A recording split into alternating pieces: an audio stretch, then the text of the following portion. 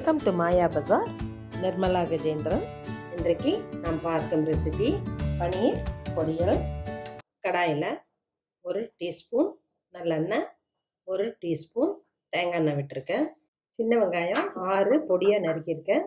பச்சை மிளகாய் 2 பொடியாக நறுக்கியிருக்கேன். இதுக்கு கடுகெல்லாம் தேவையில்லை, இதை போட்டுருவோம். ஃப்ரை ஆகட்டும். பனீர் வீட்டிலே செஞ்சது, இதை நல்லா உதுத்தி விட்டுக்குவோம்.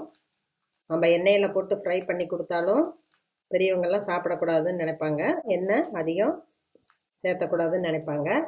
இப்படி பொரியலாட்டு செஞ்சால் அவங்களும் சாப்பிட்லாம், குழந்தைங்களுக்கும் பிடிக்கும், காரம் இல்லாமல் இருக்கும். தூள் உப்பு கொஞ்சமாக போட்டுக்குவோம். பனீரை ஆட் பண்ணிடலாம். முட்டை பொரியல் போலயே இருக்கும், லேசாக ஃப்ரை ஆனால் போதும். Pepper powder 1/4 teaspoon. ரொம்ப சூடு பண்ணால் மெல்ட் ஆகும், அதனால் ஸ்டவ் ஆஃப் பண்ணிடலாம். பனீர் பொரியல் ரெடி ஆயிடுச்சு. குழந்தைகளுக்கு இதன் இனிப்பு சுவை ரொம்ப பிடிக்கும். சப்பாத்தியில் பனீரை வச்சு ரோல் பண்ணி ஸ்கூலுக்கு கொடுத்தா குழந்தைங்க கட்டாயம் சாப்பிடுவாங்க.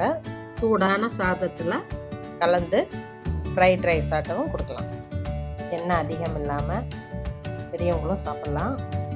செஞ்சு பாருங்கள், சாப்பிட்டு பாருங்கள். பிடிச்சிருந்தால் சப்ஸ்கிரைப் பண்ணுங்கள், ஷேர் பண்ணுங்கள். தேங்க்யூ.